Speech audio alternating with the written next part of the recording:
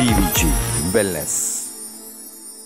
जिंदगी की रेस में कभी कभी ये दिल थोड़ा सा ठीक से नहीं दौड़ता, सांसें फूलने लगती हैं, थकान ज्यादा हो जाती है, सीढ़ियाँ चढ़ते हुए भी लगता है कोई बोझ उठा लिया हो और लेटने पर भी आराम नहीं मिलता। तो ये हो सकते हैं हार्ट फेलियर के शुरुआती संकेत। आज बीवीजी वेलनेस की हार्ट केयर सीरीज में हम बात करेंगे हार्ट फेलियर की। हेलो, हाय, नमस्कार। मैं आपकी होस्ट और दोस्त वर्षा दुबे आप सभी का हमारे शो बीवीजी वेलनेस में बहुत बहुत स्वागत करती हूँ। दोस्तों, बीवीजी वेलनेस की हार्ट केयर सीरीज में आज हम बात करने वाले हैं हार्ट फेलियर की। आखिर हार्ट फेलियर होता क्यों है, इसके कारण क्या क्या हैं और क्या इसके लक्षण हैं, आज इन्हीं सभी विषयों पर हम बात करेंगे, जिसके लिए हमारे साथ मौजूद हैं BVG life sciences and limited की ही एक एक्सपर्ट डॉक्टर अर्चना शिंदे। बीवीजी लाइफ साइंसेज एक ऐसी आधुनिक संस्था है जिसके चुनिंदा साइंटिस्ट और डॉक्टर्स अपनी रिसर्च के आधार पर आज के मॉडर्न लाइफस्टाइल के कारण होने वाली समस्याएं, diabetes, heart problems, asthma, liver problems, constipation, hair fall से निपटने के लिए ऐसे प्रोडक्ट्स का निर्माण कर रहे हैं जो ह्यूमन लाइफ को साधारण से बेहतर और बेहतर से बेहतरीन बना सकते हैं। उन्हीं चुनिंदा एक्सपर्ट्स में से एक बहुत ही प्रतिभाशाली भारत विकास ग्रुप यानी बीवीजी के वेलनेस क्लिनिक की कंसल्टेंट है डॉक्टर अर्चना शिंदे। आपने आयुर्वेद में स्नातकोत्तर किया है और साथ ही आपने आयुर्वेद में PhD की उपाधि हासिल की है। स्कोपस, वेब ऑफ साइंसेज जैसी विभिन्न उच्च अनुक्रमित पत्रिकाओं में आपके कई वैज्ञानिक शोध लेख और शोध पत्र प्रकाशित हुए हैं। आप international academy of Ayurveda, global Ayurveda academy संयुक्त राज्य अमेरिका की आजीवन सदस्य हैं। आप बीवीजी के माध्यम से लोगों की स्वास्थ्य सेवा में लगी हुई हैं। डॉक्टर अर्चना, आज बीवीजी वेलनेस के इस मंच पर आपका बहुत बहुत स्वागत है। शुक्रिया वर्षा।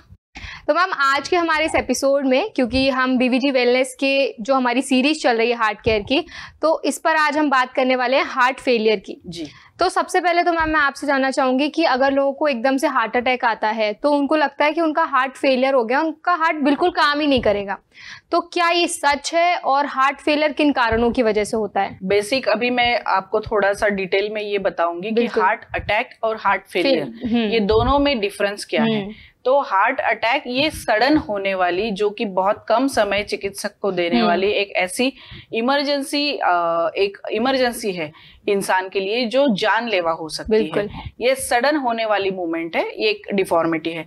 जो कि हार्ट फेलियर जो है ये धीरे धीरे होने वाली पैथोलॉजी है शरीर में, जिसमें हार्ट का जो पंपिंग एक्शन है वो पूरी तरीके से होता नहीं है।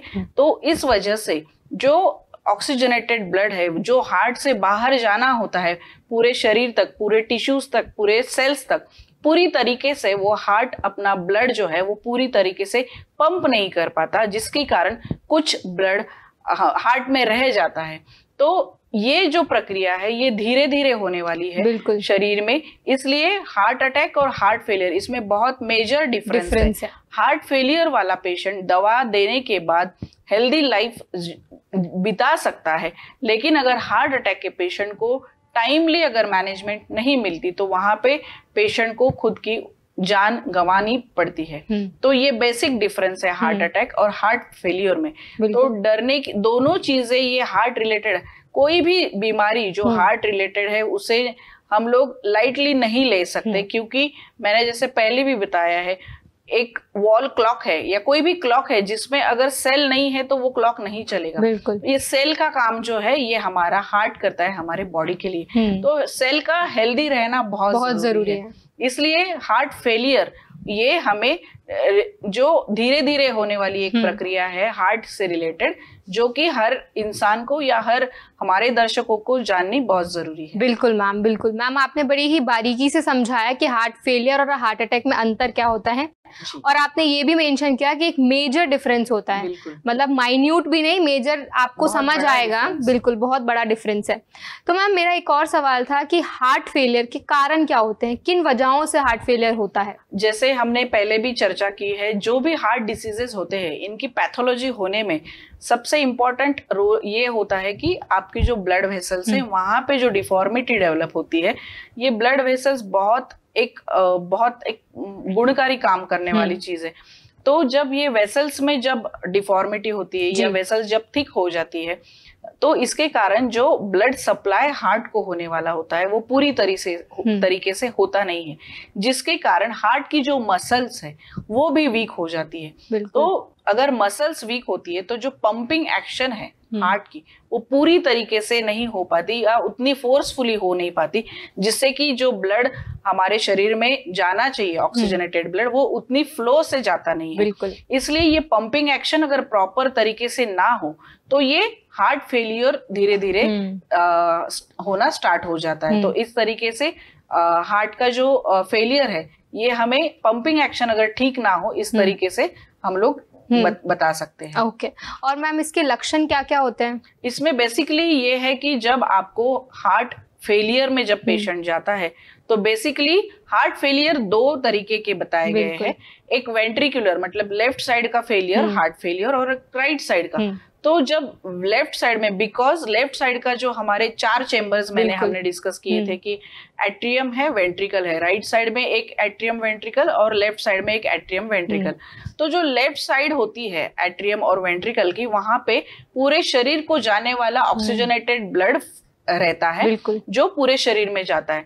तो यहाँ पे बेसिकली फेलियर, हार्ट का जो फेलियर स्टार्ट होता है ये बेसिकली लेफ्ट वेंट्रियम एट्रियम और वेंट्रिकल से होता है।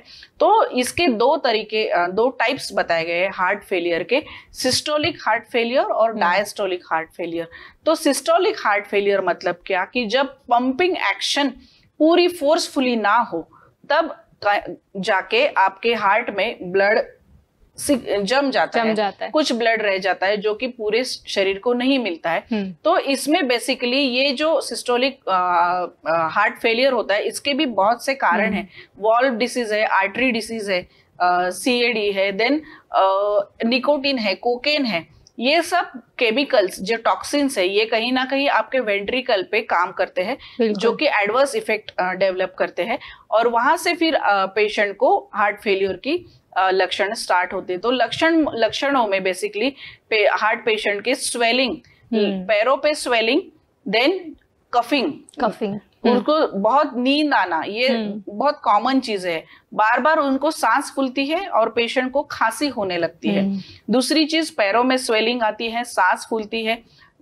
इस तरीके से जो फेलियर है उसके हमें सिम्टम्स दिखते हैं। जब हमने राइट साइड का फेलियर की बात की है, राइट साइड का जो हार्ट फेलियर होता है जिसे हम लोग डायस्टोलिक हार्ट फेलियर बोलते हैं, इसमें बेसिकली 3 चीजें हैं कि डायबिटीज, ओबेसिटी और ब्लड प्रेशर। ये तीनों चीजों से राइट वेंट्रिकुलर फेलियर होता है। इसमें जो मैंने पहले बताई वो चीजें तो होती है कि ब्रेथलेसनेस होता है, पैरों पे स्वेलिंग होता है, लेकिन इसमें बेसिकली एब्डोमिनल स्वेलिंग भी होती बहुत पेशेंट को महसूस होता है। चेस्ट पेन, डिस्कम्फर्ट, एक ब्रीदिंग में डिस्कम्फर्ट, ये चीजें पेशेंट को, और हैवीनेस, अपर बॉडी में हैवीनेस, ये चीजें महसूस होती है। इसी के साथ पेशेंट थोड़ा भी चलेगा तो वो सांस फूलना उसके शुरू होती है।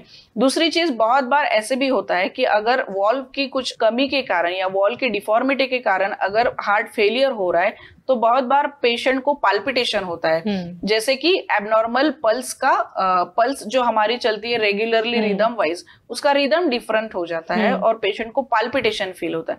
तो इस तरीके के सिम्टम्स हार्ट फेलियर में पेशेंट को दिखते हैं।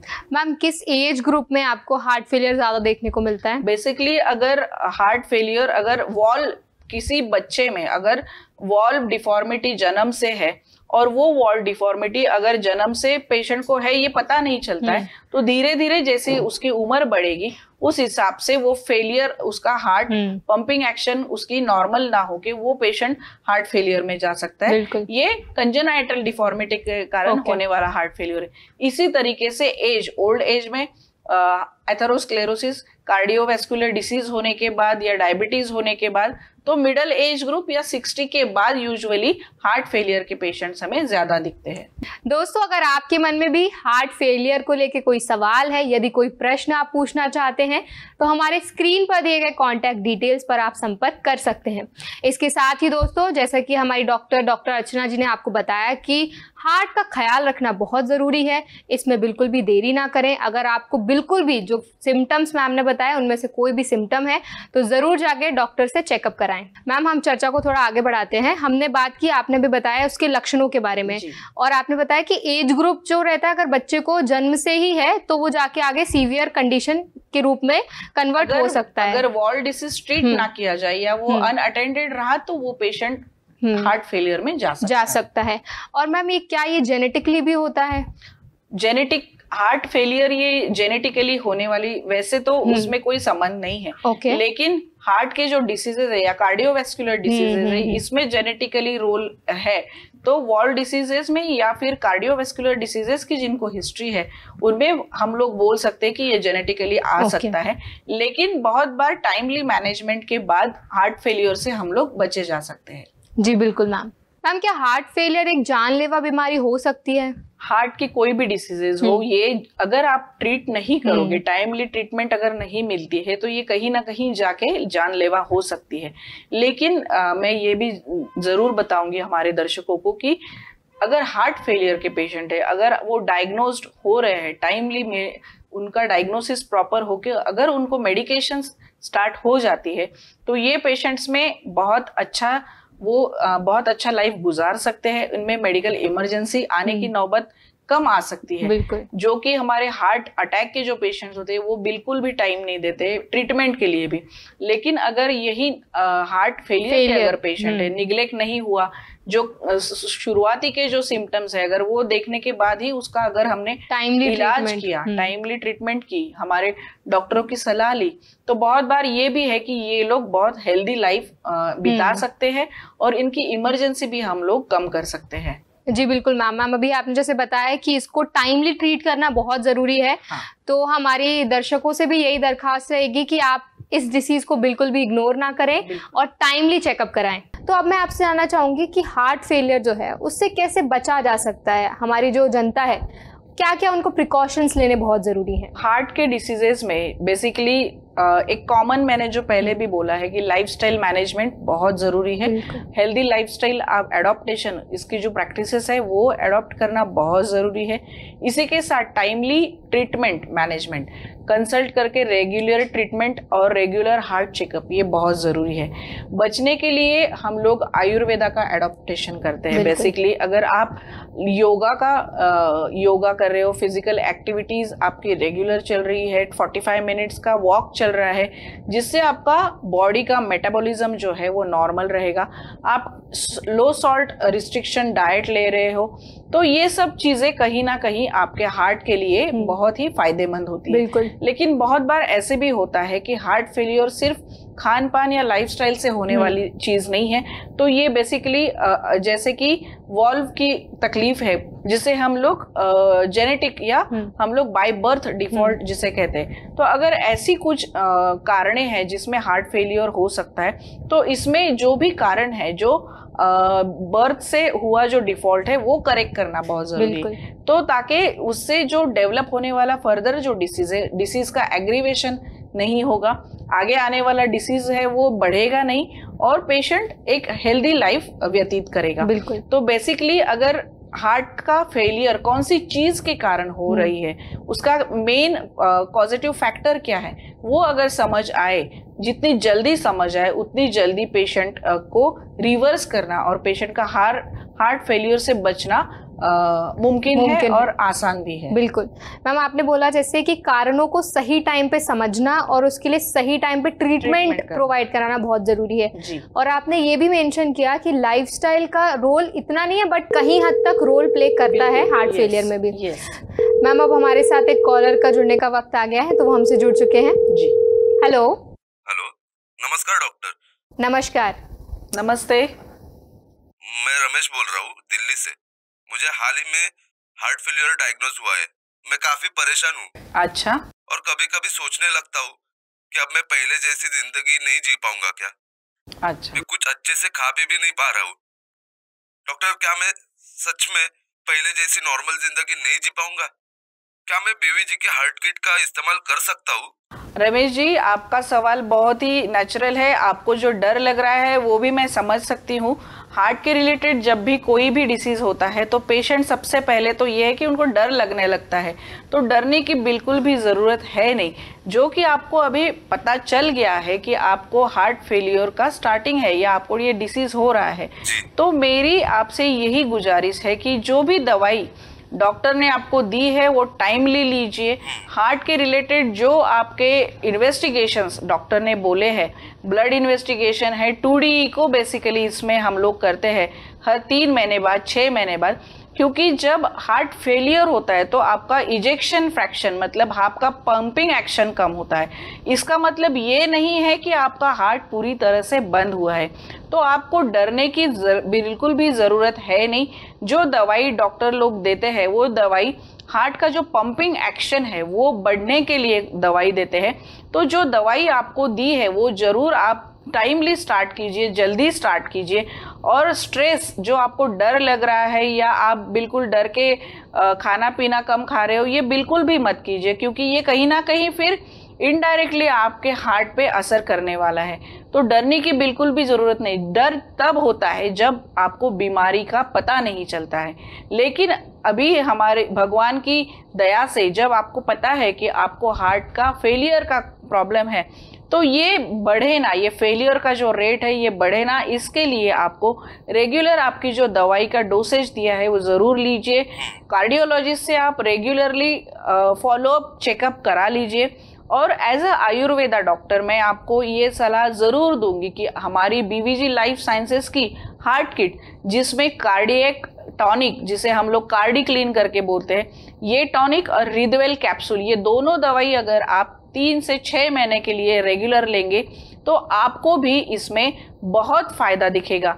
रिदवेल और कार्डियक क्लीन, इसमें जो आयुर्वेदा की हर्ब्स हैं, अर्जुना नाम की जो दवाई है, ये हार्ट के लिए एक प्रोटेक्टिव हर्ब करके साबित हुआ है।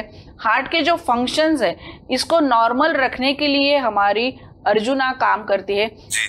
इसी के साथ इसमें गोक्षुर है। गोक्षुर एक ऐसी दवाई है जो हर्बल डायूरेटिक करके काम करती है। तो मॉडर्न जो आपके कार्डियोलॉजिस्ट ने, इसमें भी उन्होंने डायूरेटिक्स दिया होगा जो आपके हार्ट का लोड कम करेगी, आपका बीपी नॉर्मल होने में मदद करेगी। इसी तरीके से रिदवेल की गोक्षुरा जो जो दवाई है, गोक्षुर जो प्रेजेंट है हमारी दवाई में, ये भी आपका हार्ट के ऊपर आने वाला लोड है ये कम करेगी। इसीलिए आपने हमारी दवाई भी 3 से 6 महीने का सेवन रेगुलर कीजिए, हमारे टच में रहिए। और इसी के साथ डाइट में सॉल्ट फ्री डाइट, थोड़ा सा लिक्विड का सेवन कम प्रमाण में, और अल्कोहल अगर आप ले रहे हो तो वो बंद करना ज़रूरी है। आप अगर स्मोक कर रहे हो तो वो कम करना ज़रूरी है। और हेल्दी लाइफस्टाइल, योगा का आप प्रयास कीजिए। योगा, मेडिटेशन, ये चीज़ें आपको हार्ट को स्ट्रेंथ देने वाली चीज़ें हैं। तो बिल्कुल भी रमेश जी डरने की बिल्कुल भी ज़रूरत नहीं है। मैंने जैसे बताया, आप कार्डियोलॉजिस्ट से हमारे संपर्क में रहिए, हमारी दवाई रेगुलर लीजिए। आप आपका अगला जीवन पूरी सफलता से और बिल्कुल खुशहाली से बिता पाएंगे, ये मैं आपको आश्वासन देती हूँ। Thank you so much Ramesh ji. हमें पूरी उम्मीद है कि आज बीवीजी वेलनेस के इस प्रोग्राम में आपको आपकी समस्या का समाधान ज़रूर मिला होगा। दोस्तों, इसके साथ ही अगर आपके मन में भी कोई सवाल है, यदि कोई प्रश्न आप पूछना चाहते हैं, तो हमारे स्क्रीन पर दिए गए कॉन्टैक्ट डिटेल्स पर आप संपर्क कर सकते हैं। मैम, अब चर्चा को थोड़ा आगे बढ़ाते हैं। आपने हार्ट किट की बात की थी, जो बीवीजी ने जो हार्ट किट तैयार की है उसके बारे में आपने बात की। तो जो हार्ट किट है मैम, उसको लेते वक्त और क्या क्या प्रिकॉशंस लेने की बहुत ज़रूरत है? पहले तो मैं आपको बताऊंगी कि हार्ट फेलियर में हार्ट किट हमारी काम कैसे करती है। ये बहुत ज़रूरी है जानना हमारे दर्शकों के लिए भी। मॉडर्न में जो हम लोग हार्ट फेलियर में जो ट्रीटमेंट देते हैं, इसमें बेसिकली जो हार्ट का पंपिंग एक्शन है वो कम होने के कारण फ्लूइड रिटेंशन, हार्ट में जो डीऑक्सीजनेटेड ब्लड होता है वो कहीं ना कहीं थोड़ा रुकता है, वो रहता है थोड़ा। तो ये इसके कारण हार्ट में स्वेलिंग आ सकता है। तो हार्ट किट में ऐसी कुछ दवाइयाँ हैं। मॉडर्न में जब कार्डियोलॉजिस्ट जो दवाई देते हैं, इसमें डायूरेटिक्स देते हैं। डायूरेटिक्स का काम होता है कि जो लिक्विड स्टैग्नेटेड है वो लिक्विड का शरीर से बाहर निकालना। तो डायूरेटिक्स से जो लिक्विड का लेवल बढ़ रहा है, जिसके कारण पैरों में स्वेलिंग आना, हार्ट में स्वेलिंग आना, ये चीजें, और जिसके कारण बैक प्रेशर फ्लो ज्यादा बढ़ के, लोड बढ़ के हार्ट पे प्रेशर ज्यादा डेवलप होता है। तो इसके लिए डायूरेटिक्स मॉडर्न में ट्रीटमेंट में देते हैं। इसी के साथ में ब्लड प्रेशर नॉर्मल रहने के लिए दवाई देते हैं।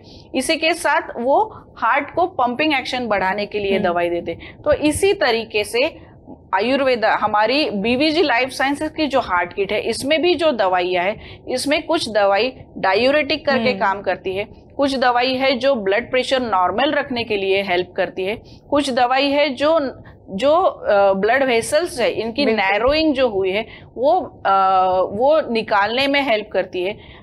ब्लड वेसल्स की जो ल्यूमेन्स है उसकी पेटेंसी नॉर्मल रखने के लिए हेल्प करती है।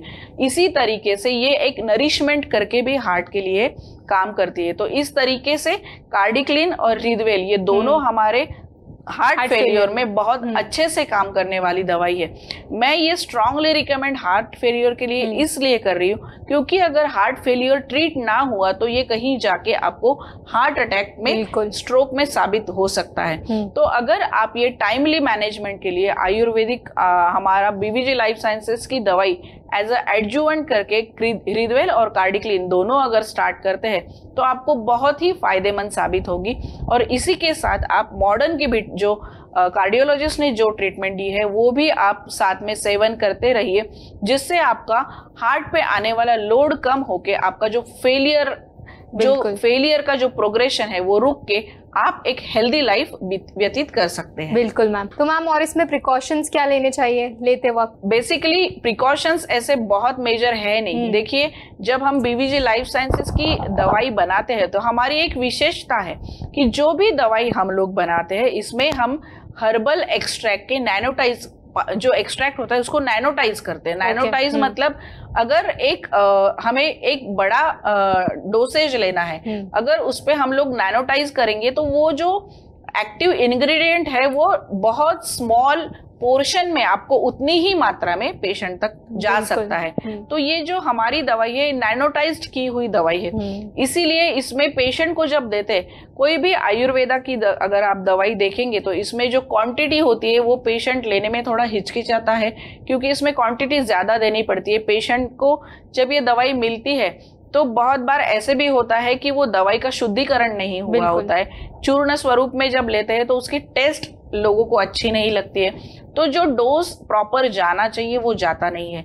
इसीलिए हमने बीवीजी लाइफ साइंसेस में जो भी दवाई हम लोग बनाते हैं नैनोटाइज्ड प्रक्रिया में एक्सट्रैक्ट बेस में बनाते हैं। तो पेशेंट को जो डोज देना होता है वो बहुत कम मात्रा में देना होता है क्योंकि उसका एक्शन बहुत ज्यादा मात्रा में हमें नैनोटाइज स्वरूप में मिलता है। तो जब हम लोग कार्डिक्लिन देते हैं पेशेंट को, एडल्ट डोज जो होता है वो पीडियाट्रिक डोज के तरीके से 5 ml की डोज में हम लोग देते हैं, और जो रिदवेल कैप्सूल है वो एक कैप्सूल बहुत अच्छा काम करती है। तो लेकिन ये डोसेज पेशेंट की जो कंडीशन उस हिसाब से हम लोग तय करते हैं। बेसिकली पेशेंट जब हमारे पास कंसल्ट करता है तो उसको कितने प्रमाण में हार्ट फेलियर हुआ है, उसका एज कितना है, उसका वेट कितना है, उस हिसाब से हम लोग ये डोसेज देते हैं। बेसिकली वैसे कुछ स्पेशल ऐसी प्रिकॉशंस है नहीं, लेकिन बहुत बार ऐसे होता है कि जो कि हमारी दवाई थोड़ी स्ट्रांग है तो पेशेंट को थोड़ा एसिडिटी जैसा या थोड़ा सा नॉशिया जैसा हो सकता है। अगर पेशेंट को ऐसी कुछ दिक्कत होती है तो पेशेंट हमें रिपोर्ट करते हैं, हम लोग उसकी भी ट्रीटमेंट साथ साथ में हमारे मेडिसिन से करते हैं और इस तरीके से दवाई हमारी चलती है। तो स्पेशल ऐसे कुछ रिकमेंडेशन या ऐसे प्रिकॉशंस है नहीं कि लेने हैं, लेकिन फिर भी एज अ प्रिकॉशनरी मेजर हम लोग पेशेंट को एलोपैथी दवाई और हमारी जो दवाई है इसमें थोड़ा अंतर लेने के लिए बोलते हैं। एक घंटा 2 घंटे का अंतर में ये दोनों दवाई हम लोग पेशेंट को देते हैं। कहने का मतलब है कि आप एक बार एक्सपर्ट से भी कंसल्ट कर लो दवा लेने से पहले। जी।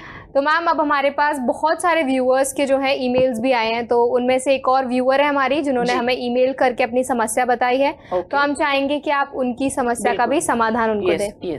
मैम ये सवाल हमें सत्य प्रकाश जी ने भेजा है, ये झांसी के रहने वाले हैं और इनका सवाल कुछ इस प्रकार से है कि मैं 65 साल का हो गया हूँ और मुझे कभी कभी हार्ट में काफ़ी दिक्कत होने लगती है, तो क्या ये हार्ट फेलियर का संकेत है और मैं कैसे अपने हार्ट का ख्याल रखूँ? सत्य प्रकाश जी का सवाल सुन के मैं आपको यही बोलूंगी कि उनकी उम्र के लिहाज से जो कि वो अभी 60+ है, तो अगर उनको तकलीफ कुछ है नहीं, अगर लेकिन वो बोल रहे कि हार्ट में दिक्कत है, हो सकता है ये हार्ट से ओरिजिन हो भी ना, तो एक रूल आउट करने के लिए एक कार्डियोलॉजिस्ट का एक बार एक सलाह उनसे हार्ट की जांच कर लीजिए। और प्रिवेंटिव करके अगर आप हमारी रिदवेल और कार्डिक्लिन ये दोनों दवाई भी शुरू करेंगे तो आपको कहीं ना कहीं इसका फायदा होगा और ये बहुत हेल्पफुल भी रहेगी आपको लेने में।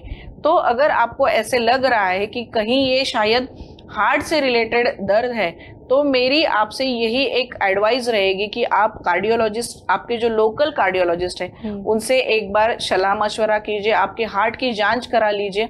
बेसिकली जब 60 की उम्र के हो जाते हैं तो फिजियोलॉजिकल बॉडी में चेंजेस बहुत होते हैं पेशेंट के, तो जिसमें normally ageing of the cells होना शुरू होता है। जैसे एक उम्र के बाद 40-50 के बाद हमारी आंखों में मोतिया बिंदु होता है, कैटरैक्ट होने लगता है। तो that is a process, ageing process, that is not a disease basically, लेकिन वो उससे कुछ विजन में दिक्कत होती है। तो इसी तरीके से एजिंग प्रोसेस से हो सकता है कि हार्ट के जो वेसल्स है उनका थिकनिंग होना शुरू हो सकता है, या हार्ट का जो पंपिंग एक्शन है वो कभी कम होना शुरू हो सकता है। तो ये हमें इन्वेस्टिगेशन के कराने के बाद हमें ये कंफर्म हो सकता है कि क्या इनको जो हार्ट की जो तकलीफ हो रही है या ये दिक्कत बोल रहे हैं ये सही में हार्ट से रिलेटेड है या और कोई डिसीज है या और कोई दूसरी चीज है, कारण है जिसके कारण इनको हार्ट में दिक्कत हो रही है।